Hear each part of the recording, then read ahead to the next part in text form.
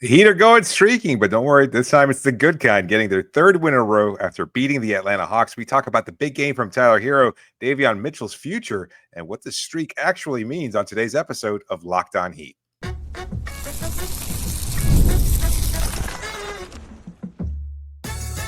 You are Locked On Heat, your daily Miami Heat podcast, part of the Locked On Podcast Network, your team every day.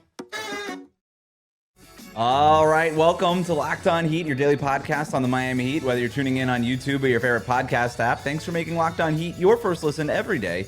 I'm Wes Goldberg here with David Ramil. Both of us are credentialed Heat media members who cover this team every day.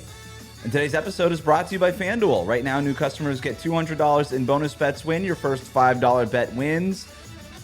This weekend, our watch party at the Taurus and Coconut Grove, Heat versus the 76ers. That game starts at 7:30. We'll be there a little bit earlier. Hopefully, you will be there too. Good food, great drinks, great vibe, great bar.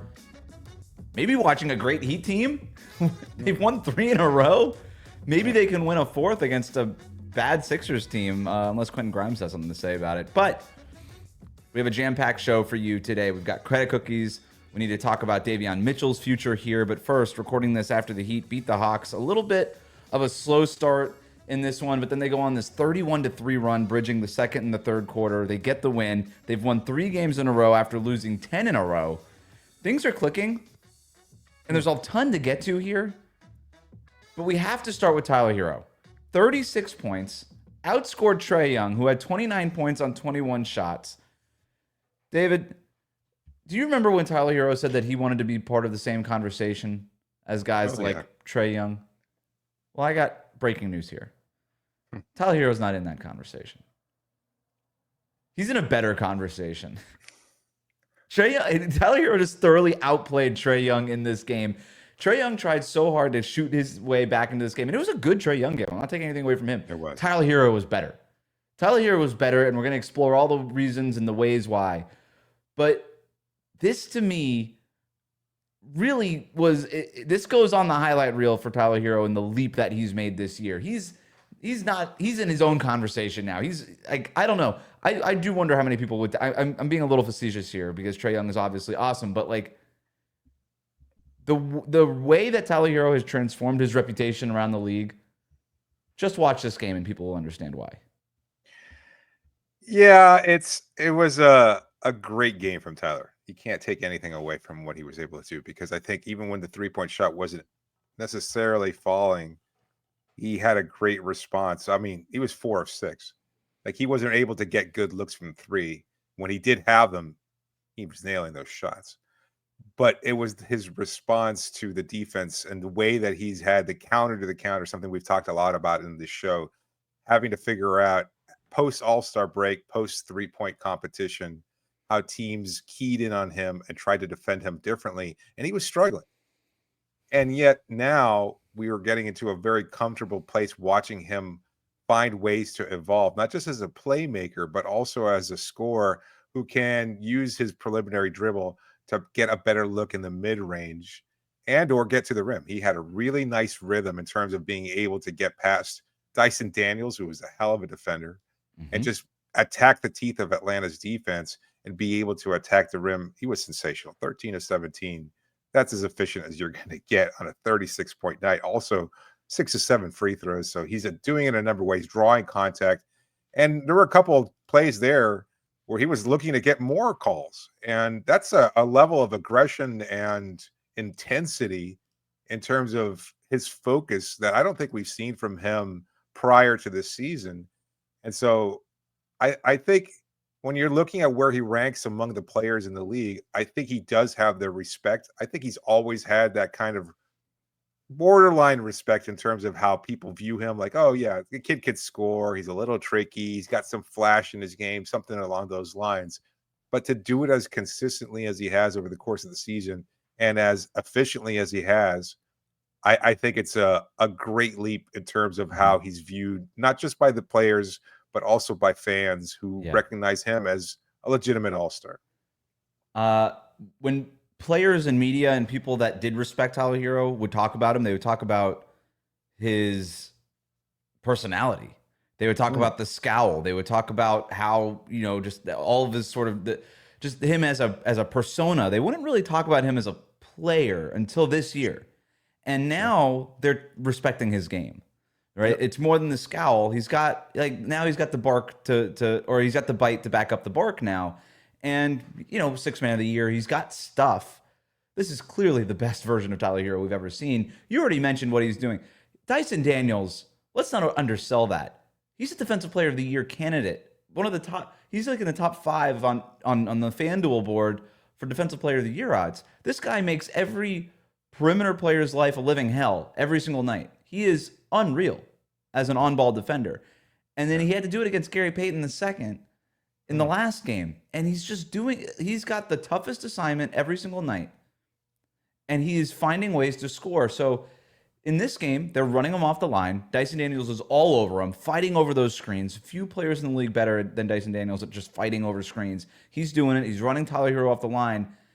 And Herro's like, okay, cool.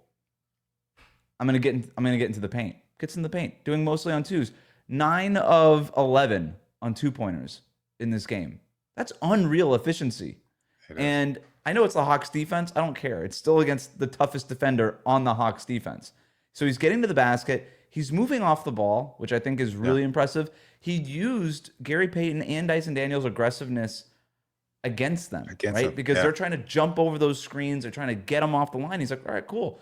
I'll just get to the paint. And timing, right? He's hitting him with the little juke fake and then kind of back cutting and doing all these things. Spo said he didn't run a single play for Herro in this game. Wow.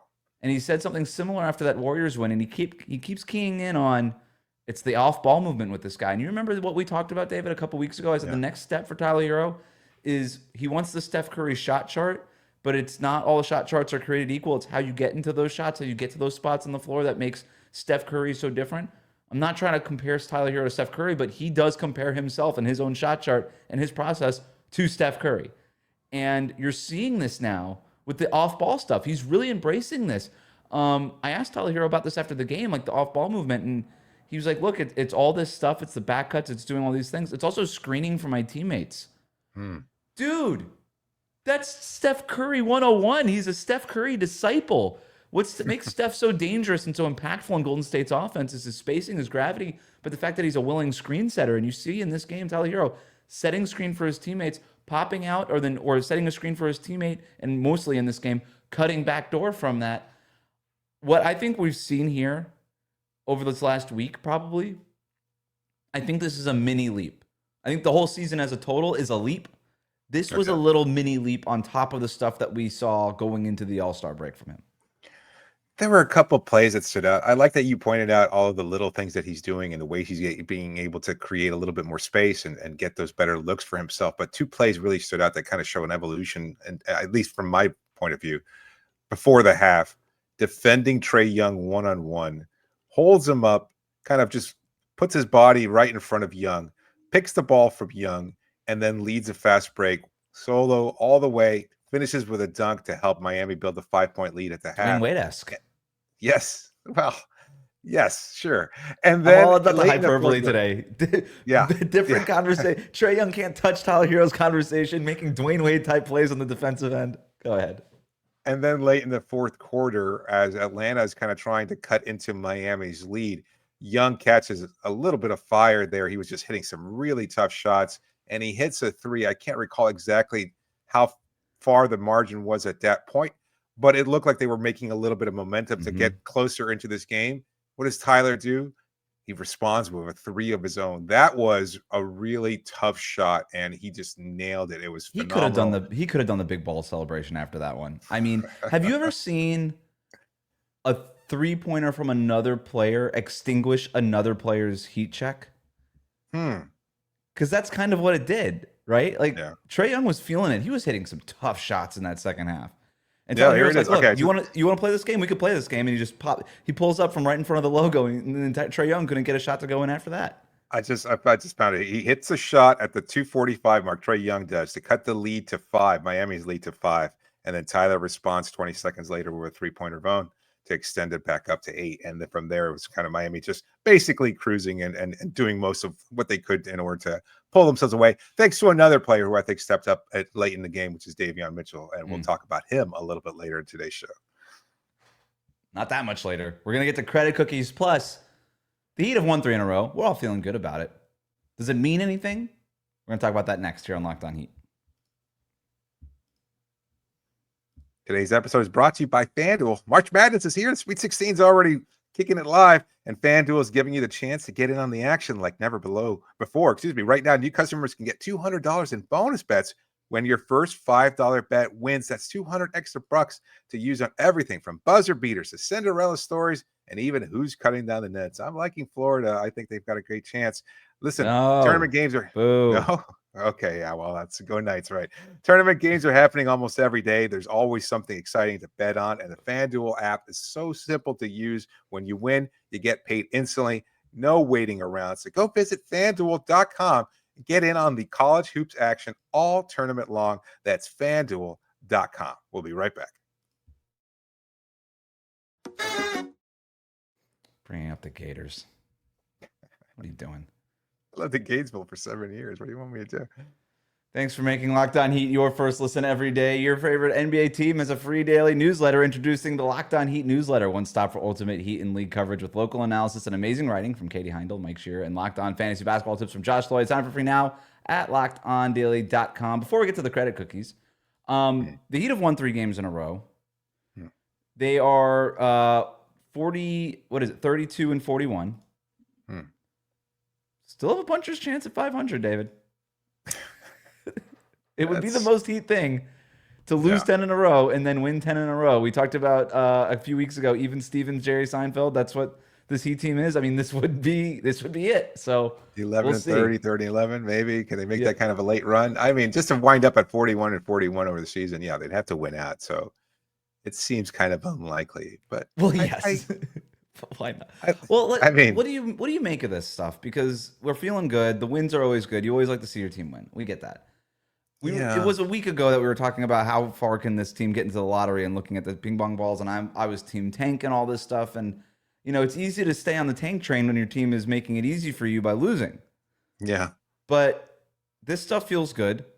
We've got the watch party on Saturday. It's nice to have a 3-game win streak going into the watch party at the Taurus and Coconut Grove Saturday night, Heat versus 76ers. Maybe they make it 4 straight there. But what does this all mean, David? What do you think this means? Like, what's the tangible thing that doesn't mean anything? It's hard to look at it as a big picture kind of thing because ultimately, look, Chicago's winning. Atlanta and Orlando, who are above them in the standings, are still doing just enough, and it's tough to envision Miami leapfrogging any of those teams to get any better. Like, I know the goal is probably 9th at best, and so they would have. I'm sorry to cut you off, but I just want to include this because Josh Giddey makes a half-court buzzer beater to send the Bulls into a win over the Lakers. Yeah. And had he not made that, I mean, maybe Miami is in a tie in the standings with Chicago right now. They're a game back. So like these teams that are in front of them are still winning, right? Like getting a win over Atlanta is nice. There's still 3 games in front of them in the standings with 9 games to go. So I don't know that it makes a lot of difference other than you just want to see the team continue to be competitive. And I think that's what was missing during the 10-game losing streak is the intensity, the fourth quarters, just watching them play for 48 minutes and have some kind of sense of, I don't know, desperation, understanding of what the context is and how to find ways to win. I know they were missing Andrew Wiggins for a chunk of that. I know they had players in and out. They're juggling lineups. Terry Rozier was getting a lot more minutes. He's out of the lineup. Jaime Jaquez is out of the lineup. Like, Spo has definitely done a hell of a job of tightening his rotation as April nears. And that's typically what he does with teams that are even better than this particular group. But he's already in playoff mode. He's already finding ways to keep this team focused and kind of sharpen what they're doing. And they're playing good basketball. So I don't know if this is going to translate to anything. The playoffs are still mathematically a very dicey chance for this group. At the same time, if they're able to get into playoffs and they have to face Cleveland, that's not ideal. But yet, you kind of just want this team to just continue to find ways to win because it shows that they have some sort of understanding, the tenacity to find ways to win, because they were missing that for such a long time, and it was just really dreadful. Like, I mean, you and I Yeah. both were struggling to find positives about this team, other than to say, hey, you know what, they're tanking maybe, or at least they're closer to their goals. But you see what this group is doing, and the way that Spo's tighten rotations, and that kind of quashes any idea that there's a tank or a soft tank or anything. Like that. This team is not tanky. They were just bad, and they didn't know how to win during that losing streak. Now they've kind of flipped the script a little bit. I think that win over Golden State, we talked about how important it was for them to build momentum in the Charlotte win. They got a really big emotional win against Golden State. And I don't know that they would have won tonight's game against Atlanta had they not been able to win those two prior games and understand and get that kind of chemistry back. Like, they had big performances from a number of players, but to just, again, to find a way to win is so crucial when you're not particularly talented and you're not particularly good. And Miami has discovered that. So, I mean, kudos to them, and I think it's great. So they're more talented than losing 10 in a row. We're not really sure what this team is. And I think that's the idea here is you want to just, what are you? Right? Wins, losses, whatever. Can we get a clear picture of what this team is going into a really crucial offseason where you're trying to start a new chapter? I mean, the Jimmy Butler era is over. We don't really know what the next era necessarily is. It's maybe the Bam era, the Tyler Herro era, whatever. We're not really sure. And so figuring out what it is really important. This team could win 5 games in a row. You got Philadelphia on Saturday and then Washington on Monday, right? And then you're going into a Wednesday matchup with a little bit of rest there against Boston to finish out that trip. So, you know, there's some stuff. There's some skin in the game here in terms of, hey, let's put together a 5-game win streak and then we get to play the Celtics on their home floor. And if you think that this Heat team got up for the Warriors game, and they did, like, they're going to get up for that Celtics game too, probably. If they're feeling good going into it. Yes. But if you ask Eric Spoelstra and the players, they would tell you, hey, even in the 10-game losing streak, for most of it, we were playing really good basketball. And there's evidence to back it up, right? I mean, it was the fourth quarter that kept dogging them. Yeah. But for the first 3 quarters of most of those games, they were winning or they would have double-digit leads. It's like, not take a page out of the Celtics book. Like, they were winning a lot of those quarters. And if you take even the 10-game win streak as a totality, I haven't done the math on this, they probably won more quarters than they lost during that 10-game losing streak. So, yeah, I don't know. I think that I think there's value in just seeing like how good you are as opposed to just going completely in the tank and just being like, we have nothing here. Because clearly there's something here. It's just figuring out what that something is. All right, David, it's another Miami Heat win, which means it's time for our favorite and tastiest segment of Locked On Heat. It's time for the, looking for the music, credit cookies. Wow, been hearing this song a lot lately. Welcome change from where this team was. It's a tough way to break down this game in terms of credit cookies, because so many players stepped up in different ways, and there were a couple guys that I didn't even include in the total credit cookie tally that probably deserve a shout out. I'll shout them out now. I think Alec Burks as a starter was great. I think Khalil Ware had some nice plays too. 12 rebounds. Seems like he's just more aggressive and understanding positioning, aggressively chasing the ball, using his length and size and timing to a much better degree. Haywood Highsmith was also really solid, 3 of 5 from 3-point range. Unfortunately, I got to shout out Kyle Anderson, who was great as well. He really had a couple of really key buckets and key possessions there. None of these guys got cookies? None of them. I only got 4 players getting credit cookies, and I'll start off with Bam Adebayo. He struggled a little bit offensively after a big game against Golden State. He was only 4 of 9 from the floor, 3 of 4 from 3-point range. Also hit a 3-pointer, though. That's a number of games in a row for him. And he finished with 12 points, but he was a team-high plus 22. Why? He had 10 rebounds, 4 assists, 3 steals. He was doing all the little things. And I guess, again, I know players will probably be like, fans, will say, guess what? After a big game against Golden State, he kind of takes a night off. And he did look like he was a little passive to start the game. But he was, again, throughout the 48 minutes, finding ways to chip in. He missed a couple of dunks in this game. Yes. And I thought that he was tired. He looked a little bit not 100% there physically, which is expected in March. But this is why you need to watch the games, people. Like, this guy was dominating. 22 rebounds combined between Adebayo and Ware. That's a key stat there. Good point. I've also got 1 credit cookie going to Andrew Wiggins, who was 6 of 15, 16 total points, 2 of 2 from the free throw line, 5 rebounds, 3 assists, and a steal. big shots from him, nice defense. He was all over the place again after a big night against Golden State and some recent scoring binges from him. He didn't have as productive a night, but he was finding ways to contribute. You really love his total approach to the game, and just he's an all around player, and like he's really good. He's just not elite, and he's not the superstar Miami needs. But in terms of being a good complementary player, on a night when you have Tyler Herro playing as well as he does, it's great to have a guy like Wiggs there to be able to play his big offensive role. Rebound and put back in this game too, which is the stuff when he's doing that, that's like NBA Finals Andrew Wiggins. Yeah. So I've got 4 credit cookies going to Tyler Herro. We talked about him a lot. What else can you say? He's great from the perimeter, great in attacking the rim, aggressive all night, also finished with 4 assists. He's just evolved so much as a playmaker, really smart overall game for his 36 points, and he was just fantastic. And then the last player who gets the rest of the cookies, 4 credit cookies, at least from my point of view, so impactful. Like you texted me when we were watching the first quarter, and you said, I said, you know what? I can't believe they came out as flat as they did, back to their old BS because they had so much energy for 48 minutes against Golden State. And you said, oh, Davion needs to come in and provide a spark. Guess what?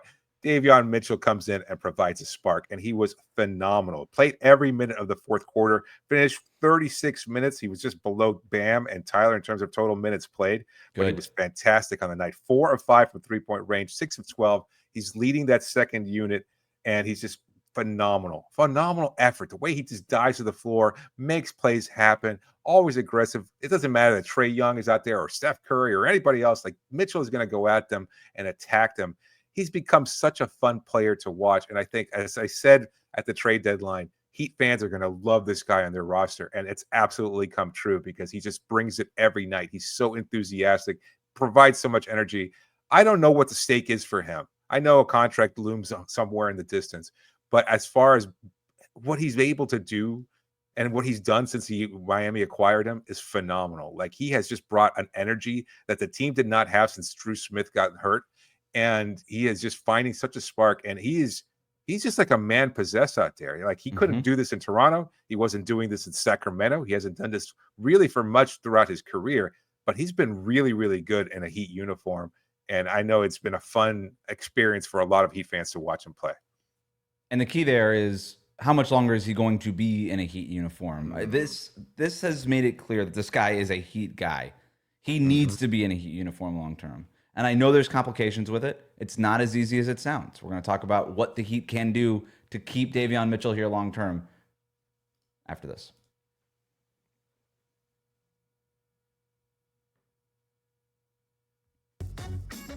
Thanks for making Locked On Heat your first listen every day. The best way to support the show, like and subscribe on YouTube. Follow us on your favorite podcast app.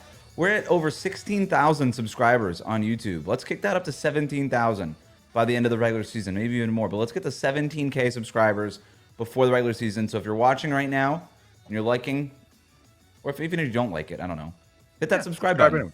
Yeah, just subscribe. It doesn't hurt you, helps us. Do it. We'd really appreciate it. You mentioned Davion Mitchell and just the hustle. And yeah, I texted you like 3 or 4 minutes into the first quarter, and I was like, this team just doesn't have it. Like whatever urgency and emotion and physicality and just force that we saw them play with against the Warriors, they didn't have it in these first 3-4 minutes of this game. And maybe there was a little bit of a hangover, an emotional letdown after that big Warriors win.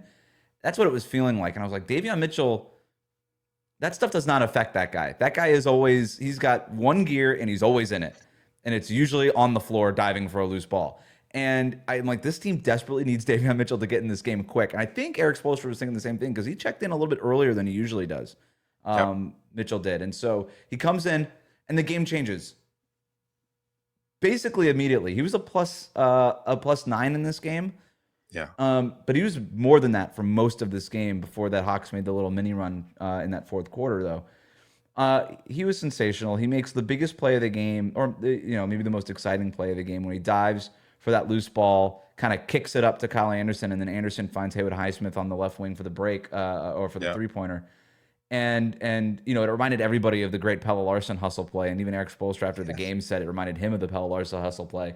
And so now I guess we have tied hustle plays. Like who gets the best hustle play of the season award? Is it Pelle or is it Davion? That's up for debate. But he is just Heat culture. Like he was born to play for the Miami Heat. And I remember talking with him maybe a couple weeks ago, and he basically said that as much. He's always admired the Heat. He always thought it was the right fit. When he found out that he was getting traded here, he was really excited. And you already mentioned it, David. Like he just never really got a chance in Sacramento. Got a little bit of an opportunity there in Toronto, but he's getting a chance to just play 36 minutes, a chance to put his imprint on the game in a way that he never really got. A little bit in Toronto. We saw a little bit, but they've got like their own stuff going on where they're like, we don't even know if we want to be winning games. It's just a weird thing going on in Toronto. So then he comes here, and it doesn't matter that they've lost 10 in a row. They're obviously trying to win games. He's also allowed to shoot 4 of 5 from 3-point range. This guy is shooting 46% on 2.8 3-point attempts per game in a Heat uniform. It's unreal what this guy's doing. Now, he's not going to shoot 46% forever, but what I do know he's going to bring is that defense, that physicality, that energy. And I don't know if he's a long-term starter or whatever. We can debate that. We've had that conversation before. What I do know is that the Heat need to figure out a way to keep him here. The problem with it is he's a restricted free agent.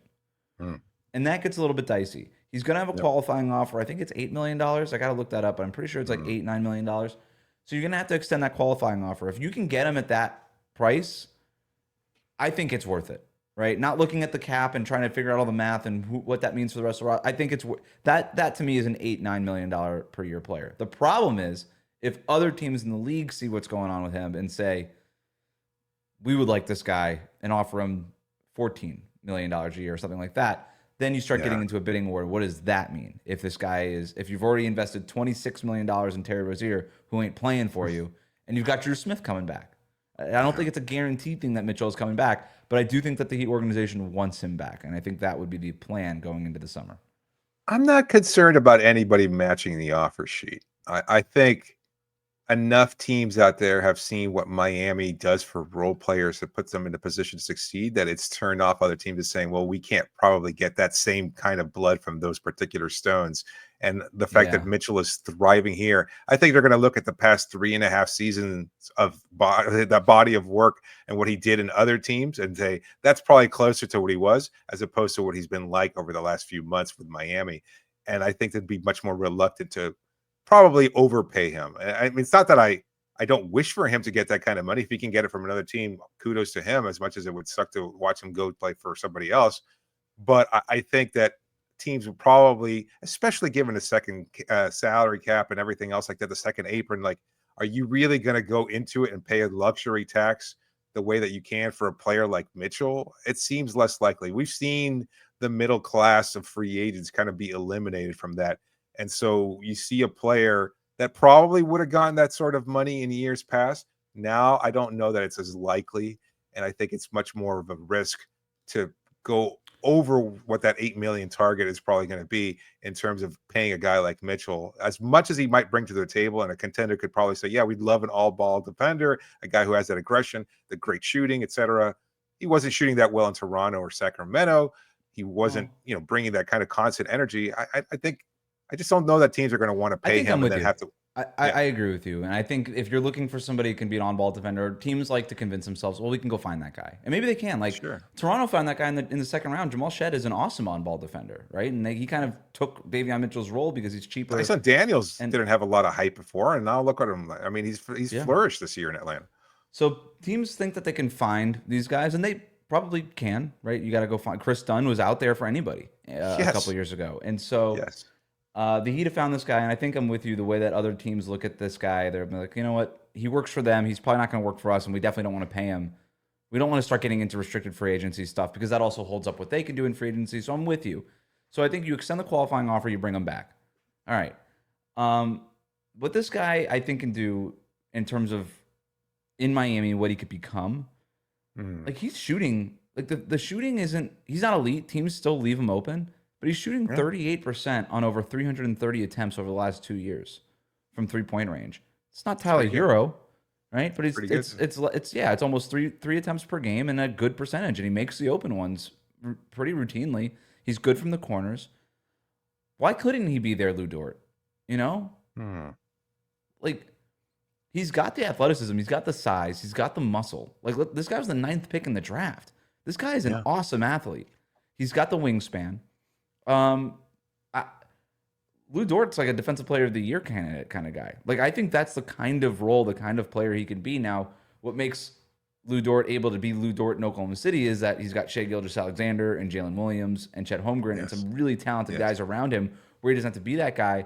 Miami doesn't quite have that kind of talent, but to say they are able to go get that kind of talent, a top 10 type of offensive player in the league this offseason or the next one, and Mitchell's there, he starts to make even more sense. But even if he's just coming off the bench and doing this, if he's coming off the bench and doing this, that's also great. Even at $8 or $9 million a year. Now, you've got to figure out what you're going to do with the rest of your finances, but that is a very valuable, important player that the Heat really need, I think.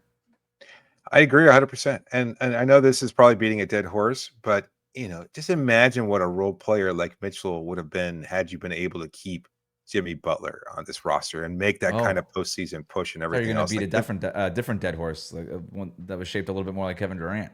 No, that's fine. Like I think it translates though. Like that's the whole thing. It's like you have to have that star player there who can command the respect from other teams, but then you have a guy like Mitchell, especially what he brings defensively. Like, I mean, it would have been phenomenal to watch him, Butler, and Bam out there, and it would have been a different kind of perspective on this group altogether. But that ship has sailed, obviously. But if you can get a KD, if you can get somebody else along those lines, you still keep him. And even then, I still think it's $8 million a year is a nice contract for a player like him.